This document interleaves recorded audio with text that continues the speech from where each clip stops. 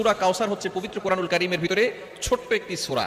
পবিত্র কোরআনুল কারীমের 108 নম্বর সূরা, 114টি সূরার ভিতরে 108 নম্বর সূরা হচ্ছে সূরাতুল কাউসার।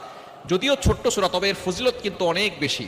অনেক সময় আমাদের দুশমন বেড়ে যায়, আমাদের অনেক দুশমন হয়ে যায়। এই দুশমনকে ধ্বংস করার জন্য আপনি কিছু নিম পাতা সংগ্রহ করে 7 বার পরে যদি আপনি নিম পাতায় ফু দিতে পারেন, এই কিভাবে আমল করবেন এবং কিভাবে আপনি করলে আপনার দুশমন চিরতরে আপনার কাছে নত হয়ে থাকবে, আপনি জানলে অবাক হয়ে যাবেন। নবীজি সাল্লাল্লাহু আলাইহি সাল্লামের কিন্তু দুশমন ছিল। আবু জাহেল, উতবা, শাইবা মিলে সব সময় প্ল্যান করতো কিভাবে মুহাম্মদ সাল্লাল্লাহু আলাইহি সাল্লামকে ধ্বংস করে দেওয়া যায়। এই সূরাতুল কাউসারের এতটা ফজিলত কেন?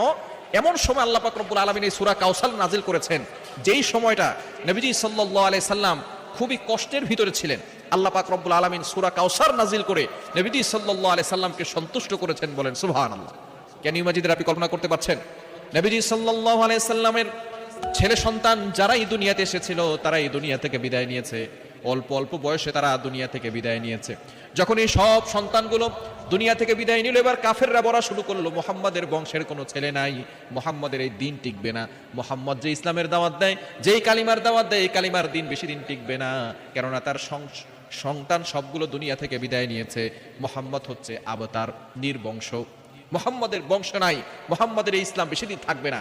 তখন আল্লাহ পাক রব্বুল আলামিন নবীজি সাল্লাল্লাহু আলাইহি ওয়াসাল্লাম যখন মানুষের কথা শুনে, এমনি সন্তান হারার বেদনা কষ্ট আছে, আবার মানুষের কথায় তিনি কষ্ট পাচ্ছেন, আল্লাহ পাক রব্বুল আলামিন এই সূরা কাউসার নাজিল করে বলেন, ইন্না আতাইনাকাল কাউসার, নবী হে টেনশন করবেন না, আমি আপনাকে হাউজে কাউসার দান করে দিয়েছি। বলেন সুবহানাল্লাহ।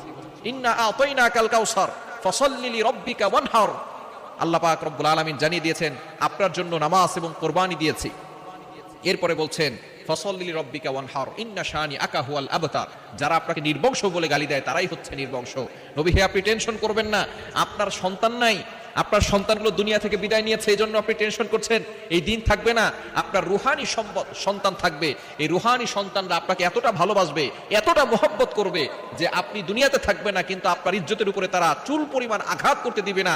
নিজের জীবন দিয়ে আপনার ইজ্জতকে তারা হেফাজত করবে। সুতরাং এরকম নবীর ভালোবাসার পাগল উম্মত আছে না নাই?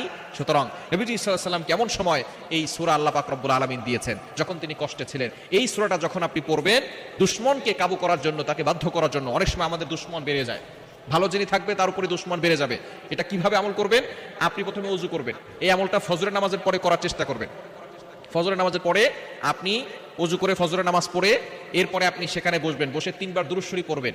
নিম পাতা নিয়ে সেখানে 7 বার বিসমিল্লাহ সহকারে সূরা কাউসার পড়ে ফু দিবেন। ফু দিয়ে ওই পাতাটাকে আপনার দুশমন যিনি আছেন তার কথা স্মরণ করবেন, তার একবার তার নাম উচ্চারণ করবেন যখন ফু দিবেন। এরপরে শেষে আবার 3 বার দুরূদ শরীফ পড়ে ওই পাতাটার ভিতরে ফু দিয়ে সেই পাতাটা আপনার যে দুশমন আছে, সে যেই রাস্তা দিয়ে হাঁটে, সেই রাস্তায় আপনি পুঁতে রাখবেন। সেই রাস্তা দিয়ে যদি আপনার দুশমন হেঁটে যায়, তাহলে আপনার দুশমন আপনার বাধ্য হবে, আপনি যা বলবেন সেটাই সে শুনতে বাধ্য হবে। এজন্য সূরা কাউসারের ভিতরে অনেক ফজিলত রয়েছে। ইয়াকিনের সাথে যদি আপনি আমলটা করতে পারেন, দুশমন বাধ্য হবে, দুশমন আপনাকে কোনো ক্ষতি করতে পারবে না। আল্লাহ পাক রব্বুল আলামিন মানুষ শয়তান বলেন, জিন শয়তান বলেন, সকল ধরনের দুষ্ট শয়তান এবং মানুষ থেকে আল্লাহ আপনাকে হেফাজত করবেন।